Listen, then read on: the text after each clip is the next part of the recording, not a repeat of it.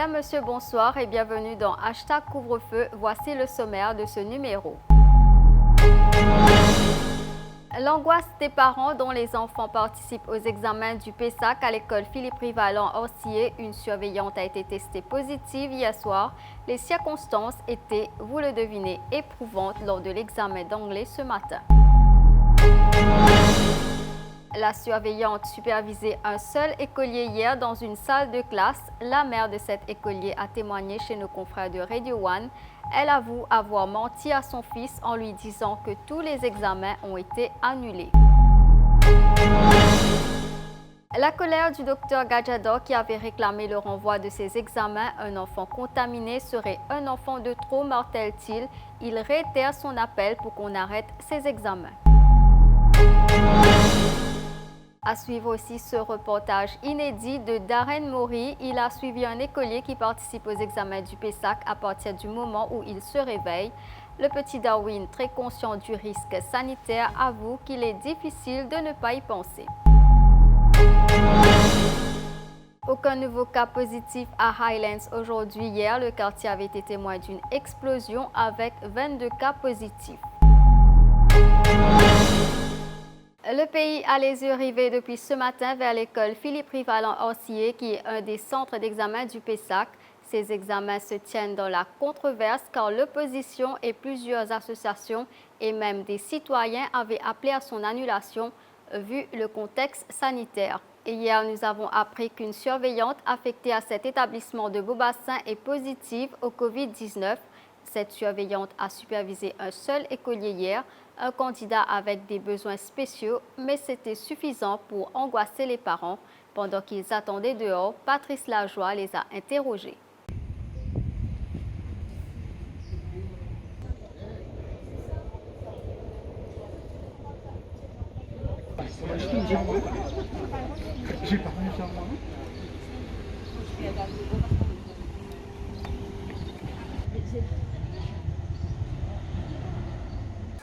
Par rapport à ce qui me passait hier,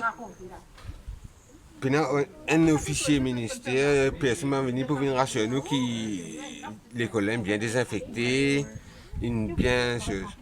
Mais En tant que parent, peut être tracas. tout parent peut être tracas parce que pendant depuis le confinement, mon garçon dans le système n'a pas vraiment sorti, il n'est pas sorti du tout. Là, depuis hier, il est composé, il est venu. Hier, il est sorti. Là, aujourd'hui, tant de choses, peut-être non, mais quand il est venu, même il y a un Covid. Il y a un petit peu de choses. Il est déjà un peu stressé, là, il est renvoyé, renvoyé encore cette année-ci. Il est bien stressé pour composer, réajouter notre stress. Parce que nous avons notre stress, si pas l'école est désinfectée, pas désinfectée, qui mesure précaution de nous prendre. Donc là, moi, depuis hier, je viens à l'école, je viens à déposer et je reste là jusqu'à la fin des examens pour effectivement être là, qu'elle sait que je l'attends à la fin. C'est surtout pour nous en tant que parents aussi, hein, on est très stressés. C'est très difficile d'envoyer ses enfants composer. En plus, c'est un PESAC. Vous savez, c'est leur avenir qui se joue. En plus d'examen du stress, il y a la Covid. Je pense qu'il est plus difficile pour un parent. Déjà, quand moi j'ai appris qu'il y avait une vigilateur qui était positive, c'était très tard hier soir, donc ma fille dormait déjà. Ce matin qu'elle a appris, que j'ai expliqué, elle m'a demandé, elle, effectivement, est-ce qu'il y aurait des examens, est-ce qu'elle va composer aujourd'hui? J'ai dit oui, on va aller à l'école, on va prendre plus de précautions, effectivement. Le sanitizer qui est dans la voiture, le masque. Dès qu'elle aura terminé, je vais la récupérer devant la porte et on rentre chez nous. Heureux, sanitizer. Est-ce que vous auriez aimé que ça soit renvoyé? Dans un monde parfait, oui. J'aurais bien aimé parce que c'est le gouvernement, le ministère a quand même, doit quand même prendre en considération ce que les parents pensent. Ce sont nos enfants qu'on envoie, d'accord? Il y a un risque majeur maintenant. Les enfants ont encore 2 mois. Il était encore possible de pousser les examens. Quelques parents, on aurait voulu que peut-être Madame la ministre soit là ou quelqu'un de ses représentants pour nous rassurer parce que c'est pas évident avec le stress qu'il y a avec la pandémie. Maintenant, les enfants avec la PESAC, maintenant une vigilité qui est contaminée et on avait besoin d'être rassurés ce matin, mais c'était pas le cas. Voilà. Et on est dans le doute, dans la peur.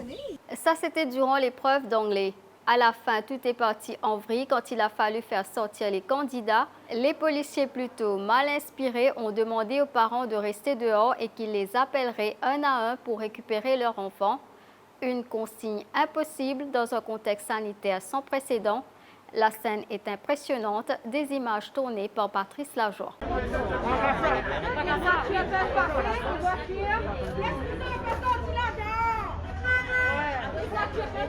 Vous causez à du monde cause devant moi.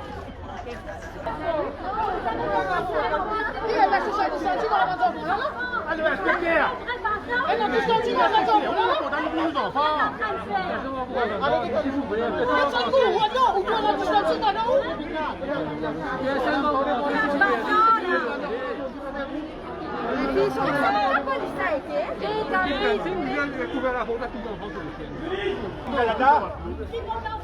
Respectez, pas comme de travail.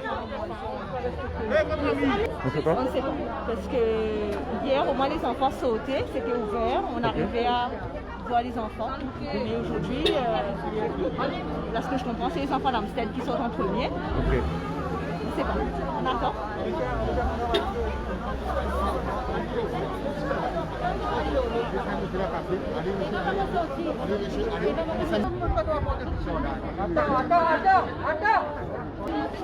Sortez devant la porte là. Avancez-vous. Sortez devant la Sortez devant la porte là.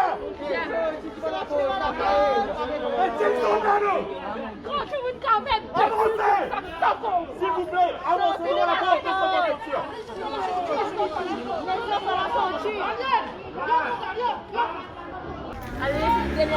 Viens quand on va récupérer nos enfants. Après une heure de temps. Après une heure de temps, viens bon. Oui, un vrai cafouillage, je vous dis. Oui. Le policier là aussi, quelque part, pas coopérer. Ok. Pas coopérer avec nous. C'est vraiment stressant. Qui étant bien stressant parce que la bande enfants de Bénin qu'on faisait le matin, la COP est sortie, c'était comme partout.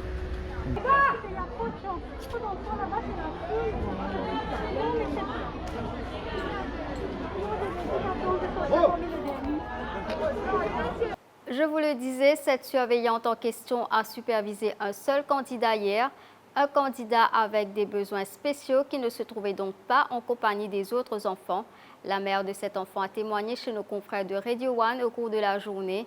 Elle raconte son désarroi et révèle qu'elle a dû mentir à son fils en lui faisant croire que les examens avaient été annulés. Ce matin, comme plusieurs médias l'ont dit, que l'élève et les parents sont en quarantaine, c'est non, je suis en isolement chez moi. Mon mari qui avait son WAP n'est pas parti travailler, j'ai un fils aîné qui est avec nous, on est tous à la maison en isolement. On n'est pas en quarantaine. On attend toujours les instructions, j'attends toujours que quelqu'un puisse prendre contact avec moi pour m'informer au niveau des examens, qu'est-ce qui se passe, pour qu'on puisse faire un test PCR pour savoir si mon fils est positif ou pas. C'est une angoisse, pas possible. J'ai pas dormi de la nuit. Et pour vous dire, j'ai même pas pu dire à mon fils ce qui s'est passé. Je lui ai dit, mais tu sais, tous les examens ont été annulés. Parce qu'il serait super stressé si jamais il a besoin de prendre part à ses examens, même en quarantaine. Pour le bien de tout le monde, je pense qu'on aurait dû être en quarantaine. Au moins faire un premier test PCR avec mon fils. Ce n'est que cet après-midi que la femme et son fils ont été placés en quarantaine. Toute cette affaire et la tournure des événements ont été vivement critiquées par le docteur Vassantrao Gadjador en début d'après-midi. Cela fait plusieurs semaines depuis que l'ex-directeur de la santé estime que le risque pour les enfants et leurs parents sont trop importants et qu'il faudrait annuler ces examens. Aujourd'hui, il dit espérer que cette affaire sera sans conséquence, mais selon lui, un enfant contaminé serait un enfant de trop. Nous venons d'une situation où une famille entière est stressée, une famille entière, les enfants, pas fait le récit pour l'examen. Là, je peux attendre aujourd'hui pendant la quarantaine. Vous pensez, je n'ai pas souhaité aucune famille, aucun parent à venir dans une situation pareille. Parce que nous bien comprendre, dans quelle situation sa parent a été. Premièrement, je demande moi-même, quand la famille fait une faute, quand l'enfant fait une faute, je ne pas trop non rien. Je pas trop non rien. Maintenant, on a une situation quand un enfant, pas réussi qu'on pour l'examen, un enfant, c'est un cas de trop. Il n'est pas réussi qu'on pour l'examen.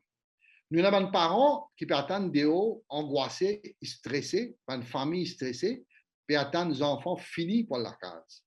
Est-ce que c'est une condition idéale?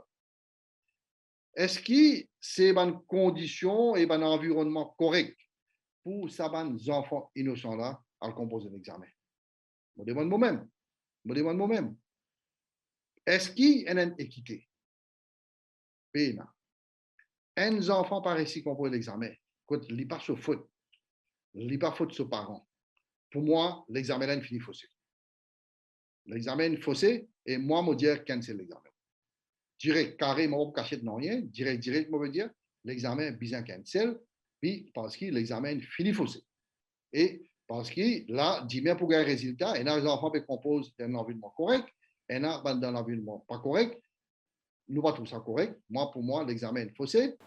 Que ce soit à l'école Philippe Rivalan ou ailleurs, être candidat aux examens du PESAC est en soi un stress. Maintenant, ajoutez-y le risque sanitaire. Les consignes hygiéniques s'ajoutent désormais au conseil académique des parents à longueur de journée. Une situation parfois invivable pour ces enfants qui n'ont que 11 ans. Nous avons suivi un de ces écoliers ce matin alors qu'il se préparait à attaquer les épreuves d'anglais. Le petit Darwin nous a accueillis chez lui à Balaklava et nous l'avons accompagné jusqu'à l'école. Un reportage inédit signé Darren Mori.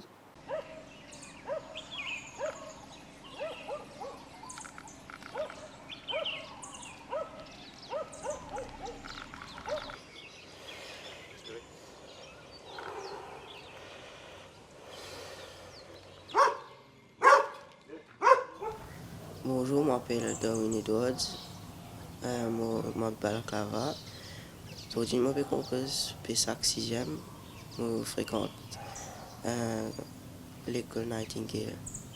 Avant le confinement, moi avec l'école, je suis bien travaillé, le test paper, tout ça. Et c'est un test paper là qui me fait penser pendant l'examen à une question là.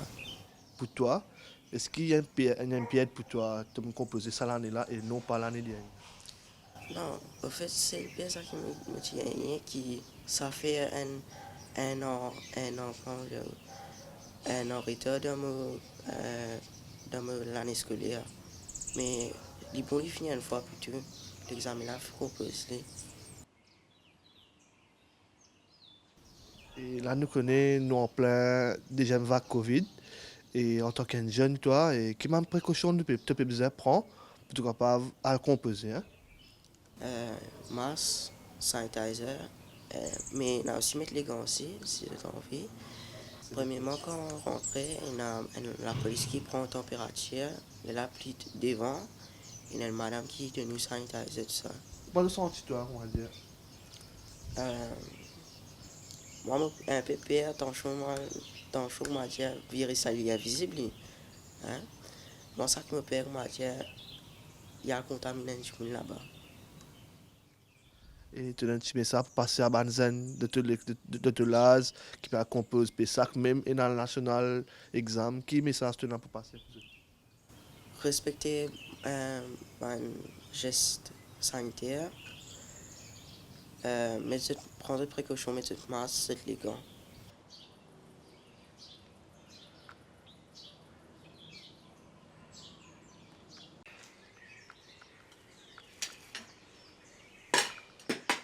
Bon, moi, Giovanni, le père de Darwin. Enfin, pour Darwin, cette année, il va faire ce PESAC. Mais c'est un grand événement pour parents. Parce que c'est là que la clé l'avenir commence à s'ouvrir pour lui. Malgré le confinement, qui finira à travers l'île, Et bon, je prépare Darwin d'une façon qu'il n'est pas fini stressé. Donc, hier matin, il fait sur de lui pour composer l'examen. Et après, hier matin, il fait une lever. Et je suis pareil, une lever matin, tôt. On a fait un petit amorce. Et pour mettre sur les cours en physique. Et puis, on a notre terrain de jeu, nous avons fait un petit peu de respiration et un peu de séance de yoga pour travailler un peu sur le côté mental. Après, nous retournons à la maison, on prépare ce petit déjeuner, on prend ce livre, on révise un petit peu, on fait une révision et puis voilà. Maintenant, aujourd'hui, c'est pas qu'on pose anglais. Et bon, j'ai qui bon sens. Mais même ça, mais je vais expliquer que qui bonne précaution des besoins prend. Ouais. Moi, je vais donner 3 masques, je vais donner solution et je vais expliquer bien. Et quand il rentre dans la classe, de trouver un camarade, pas donner la main, et de lever la main au lieu de loin, faire les connecter nous en te trouver. Et puis, te distance, te rendre de ta place. Après, tu vas te préparer, te propose ton examen. Tu la mets ton masque et tout le masque te finit de ça. Tu vas le crayon, tu vas le crayon, il va te solution. Tu remontes.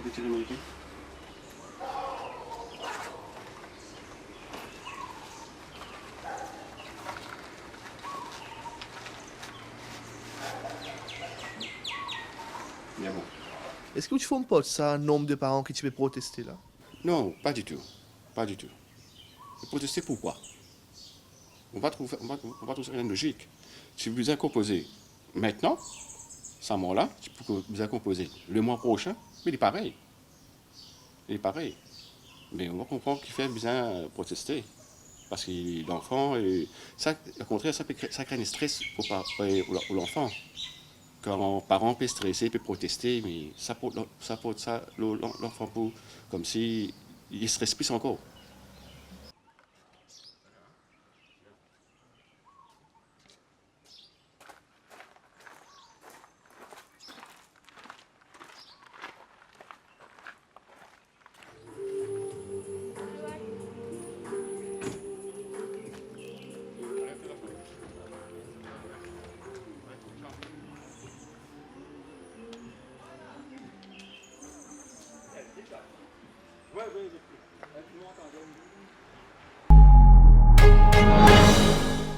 Les autorités poursuivent leur traque quotidienne du virus avec des exercices de dépistage en masse. Aujourd'hui, c'est Highlands qui était particulièrement concerné. Aucun nouveau cas n'a été identifié dans ce quartier ce mercredi. Par contre, hier, 22 personnes avaient été trouvées positives au COVID-19 à Highlands, une annonce du ministre de la Santé lui-même. Nous continuons à garder le village Highlands dans la zone rouge parce que là-bas, nous pouvons encore continuer à faire des tests. Hier, nous avons l'équipe Contact Tracing là-bas, nous avons l'équipe qui fait un dépistage là-bas, et plus de 310 personnes viennent tester dans l'action que nous faisons faire pour faire un dépistage ciblé. Alors là-dedans, nous faisons un aujourd'hui, comme un résultat, nous faisons un résultat aujourd'hui dans l'après-midi, c'est 22 tests positifs dans le village de Highlands. Alors, tous ces patients-là, je déjà peux diriger vers le centre de traitement et tous ces patients qui là-bas sont asymptomatiques, veut dire là, je ne peux pas présenter aucun symptôme. Le village de Highlands, les pour rester dans la zone rouge, quand vous trouvez, quand nous faisons un test, nous faisons autant de cas positifs. Village Highlands pour continuer à rester dans la zone rouge. Une gestion déplorée par le docteur Vassantrao Gajador. Ce n'est pas normal qu'autant de cas soient toujours dépistés, et cela plus d'un mois depuis le début de la deuxième vague. Moi, par contre, ce n'est pas une faire. Et si quand on fait des tests, moi, par contre, qui n'arrive. Mais si tu fais un contact tracing, comment bien faire là-bas? Nous, pas tu faisais un des cas aujourd'hui là-bas. Hier, c'est qu'ils nous apprennent de faire mass testing. C'est un appel firefighting, ça. Tout le temps, on prend le firefighting. Hier, je n'ai pas de temps. Parce que grand matin, je peux guetter un programme sur Facebook. Là, je peux faire test là-bas. Je peux faire test dans le village avoisinant. mon quand une quantité d'équipe là-bas. Je fais test partout. Est-ce qu'il nous bien arriver à une stage comme ça? Si nous suivons, ben, quand qui nous peut gagner, positif, nous guetter, qui s'en a sur famille, quand les finales, nous suivons, nous aller même. Est-ce qu'il nous peut arriver à une position comme ça? Je ne pense pas. Je ne pense pas. Nous pouvons faire firefighting là, tous les jours, firefighting. Voilà, c'est la fin de ce hashtag couvre-feu. Merci de l'avoir suivi. Bonne soirée sur l'express.mu.